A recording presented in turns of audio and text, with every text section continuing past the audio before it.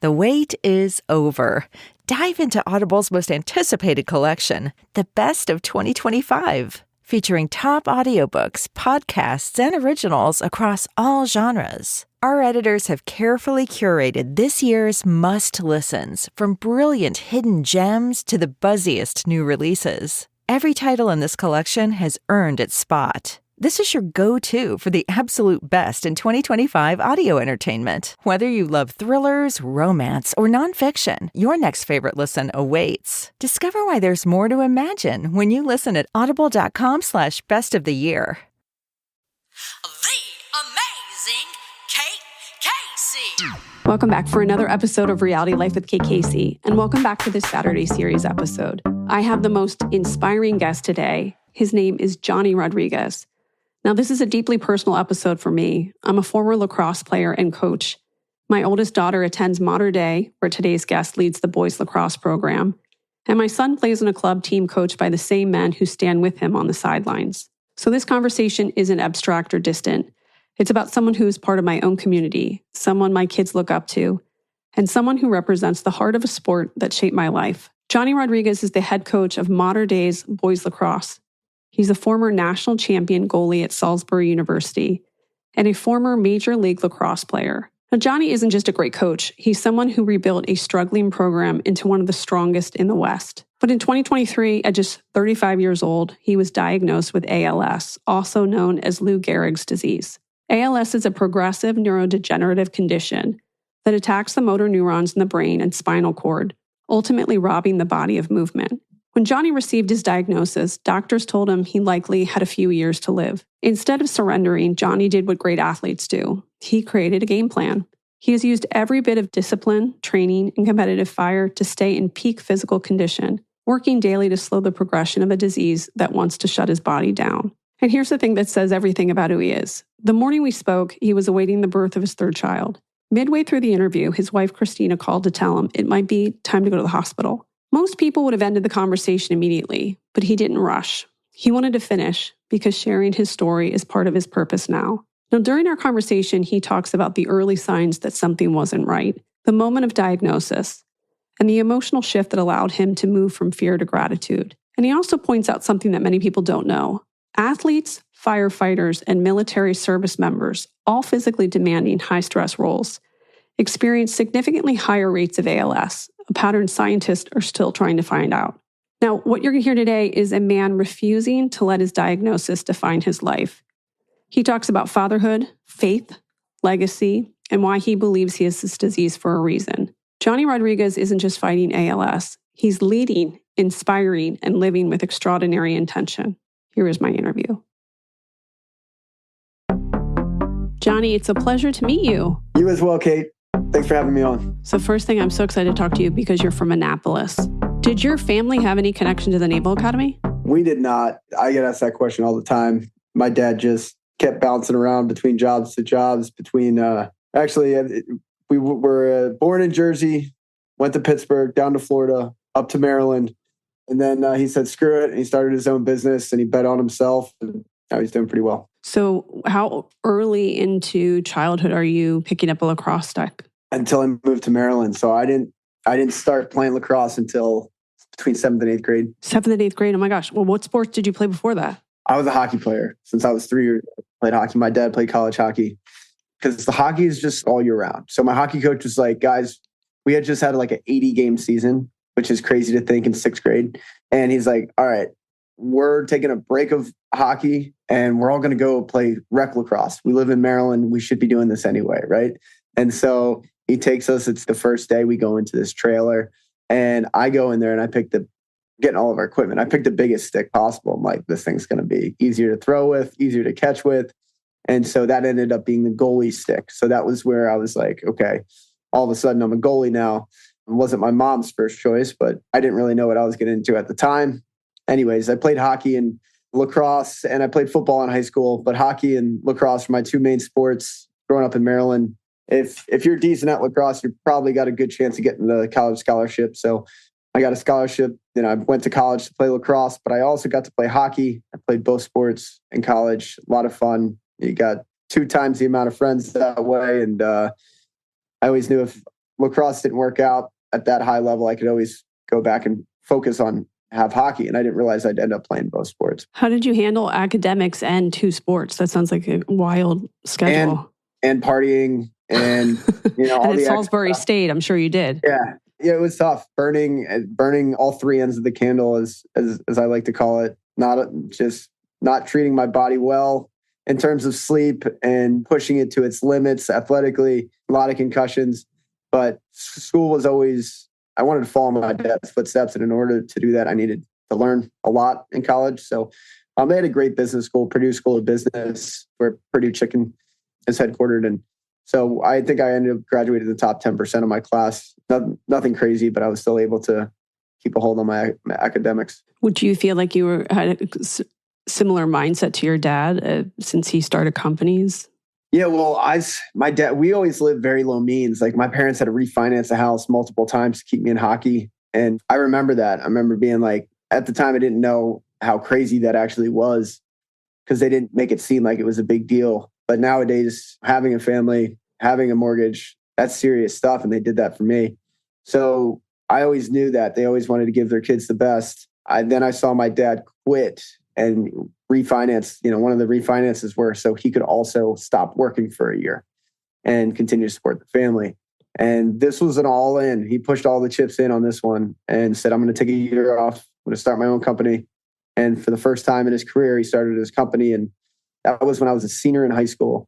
So 2006, right around the time, the housing market crashed. And by the time I graduated college, he had like 20 some employees. Business was booming. And I got to watch him go from literally like rags to riches by him betting on himself and putting in all the work. So he was my number one role model growing up. He was my best man at my wedding. And I still look up to him every single day. What industry does he work in? It's a niche industry. It's electrical component sales. So he sells like relays and meters and lighting fixtures for like big industrial buildings, NFL stadiums, commercial buildings, things like that.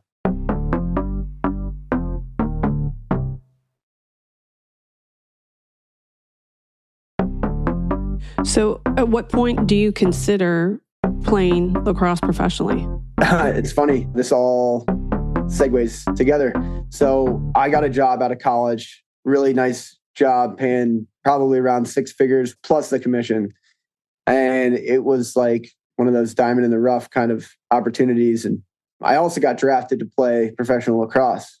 And so I knew I couldn't do both. This job was going to require a lot of me. And I said, Dad, I think I'm going to take this job. He goes, are you effing kidding me? You waited all your life. You talked all your life about wanting to be a professional athlete. And now you're not. And now you're just going to walk away from your dream. And so I said, all right, you bring up a good point. So I let the job go to make $450 a game playing professional lacrosse. But it was the best decision I ever made. I still am I'm fully involved in lacrosse. All of my career, my professional career outside of playing is coaching and setting up. I have a lacrosse event company. So I'm still in the game and I get to set up lacrosse tournaments for people to come and enjoy and celebrate the game of lacrosse together by playing 5 games every weekend, which I'm sure you're accustomed to. And also coaching at modern day high school, which I've been at for the last 13 years. What kind of training was it required for you to be a professional lacrosse player? I mean, I'm assuming that takes up quite a bit of time. Yeah, it was actually, it's a lot. I mean, you're still a professional athlete. Just because you don't get paid a ton doesn't mean the workload changes. I would go to a gym. I had an agent. He would connect me with the gym membership, like a private gym membership. And I'd have a trainer and spend 6 to 7 hours at the gym. I'd have 3 meals there, breakfast, lunch, and dinner there. And I get massages, stretch, speed work, endurance work, weight training. So it was 3 or 4 days a week like that.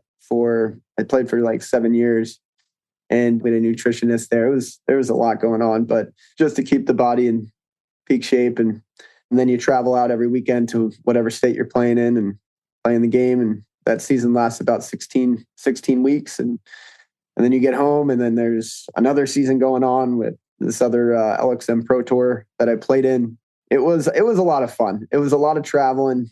And then once I really got into coaching is when I turned 30, modern day high school where I coached at, we started getting really good. And I couldn't keep leaving my kids alone Friday and Saturdays without a head coach. So decided figure out, weigh the options, what's more important right now at this time in my life. And as much as I love playing, I was really enjoying coaching and leading these boys into their manhood, seeing that change and helping them set themselves up so that they could feel like they could accomplish anything they wanted to by the time they graduated high school and into college.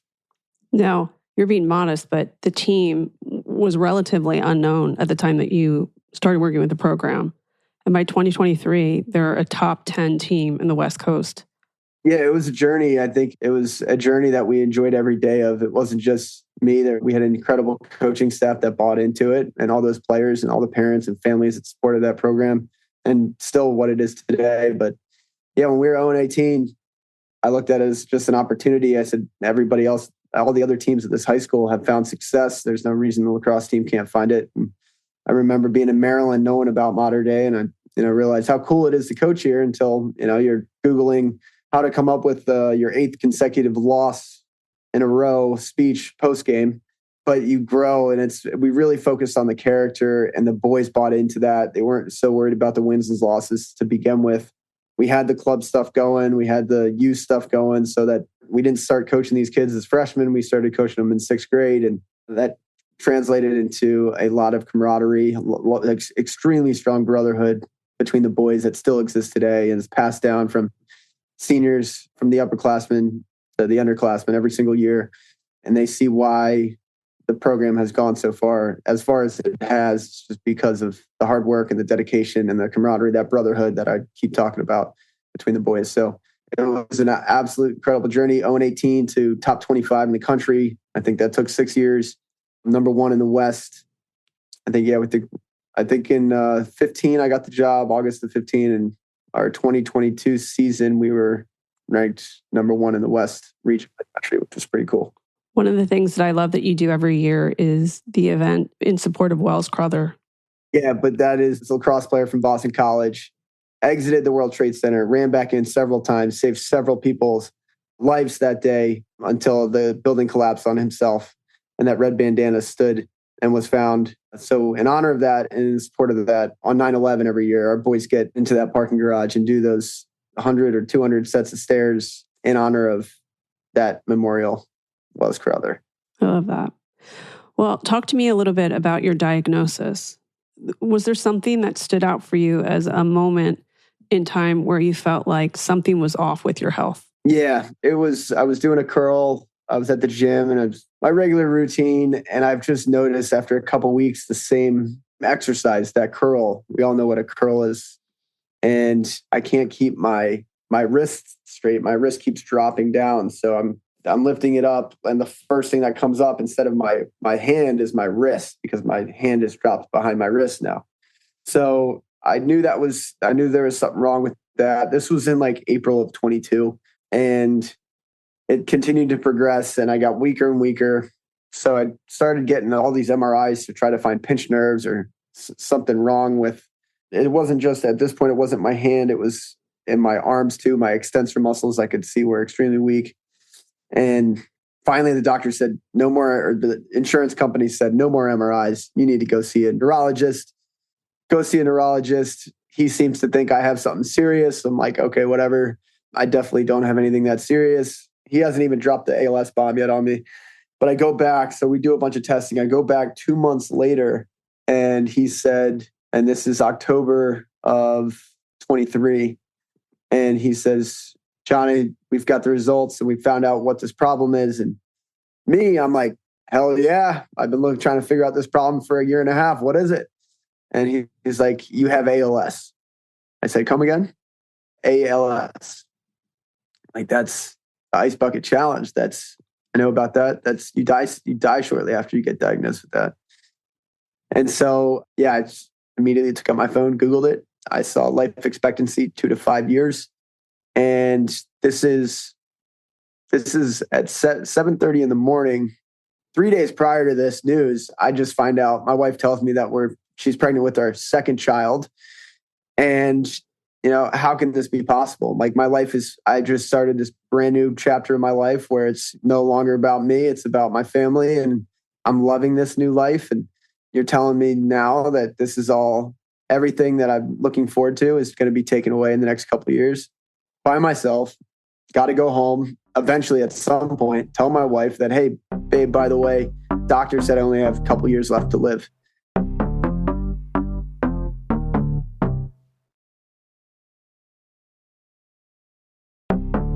Extremely difficult time, extremely challenging.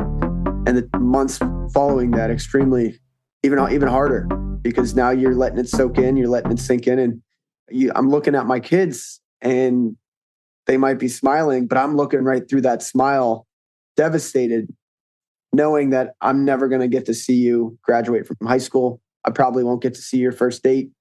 Probably won't get to sit on any sidelines and cheer you on.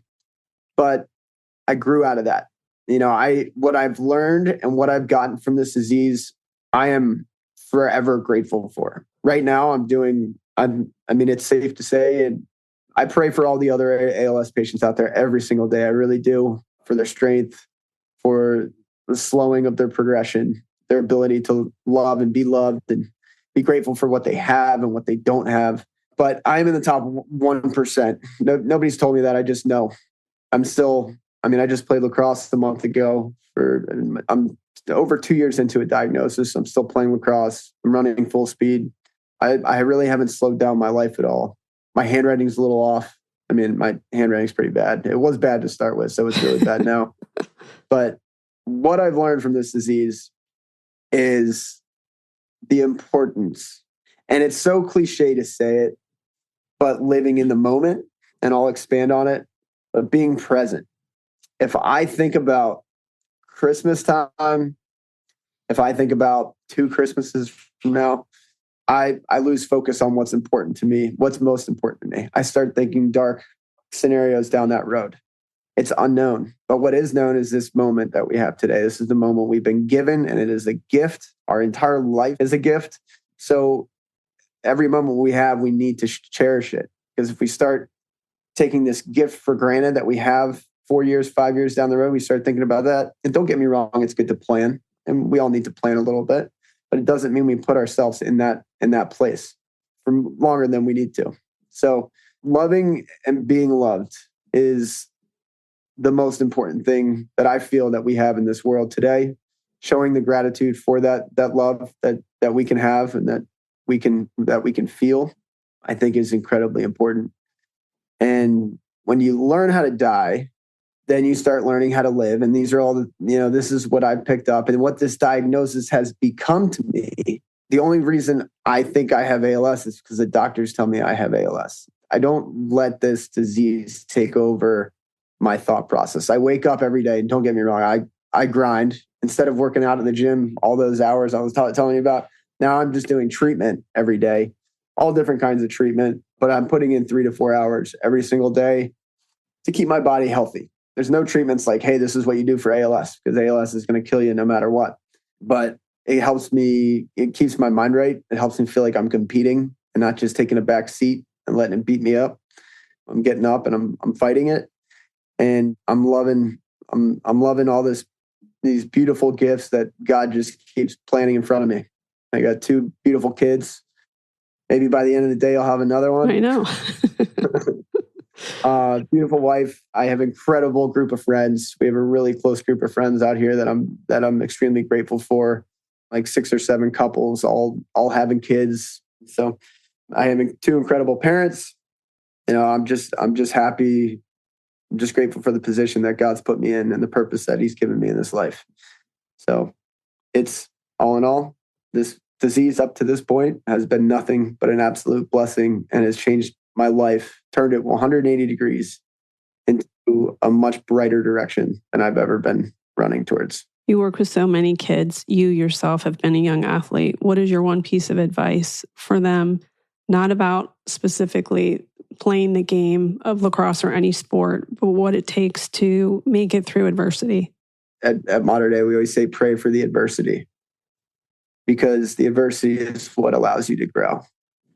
So when you don't have the strength inside you, it is incredibly important to have a strong faith. And I think the faith, no matter what obstacles are presented to you in life, faith will take you through anything.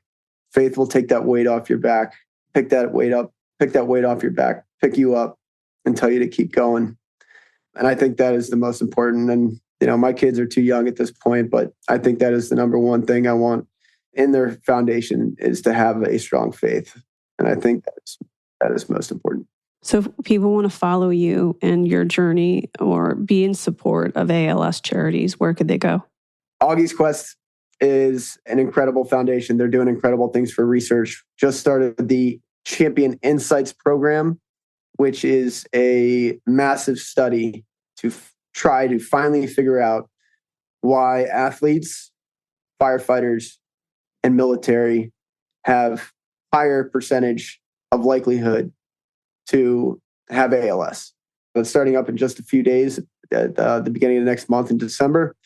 And my charity, Athletes vs. ALS, will be helping that out. We're contributing $100,000 to that fund, which is very, very small in terms of how big that research study is. But all ALS foundations, your local ALS chapter, anything, we need more money for research.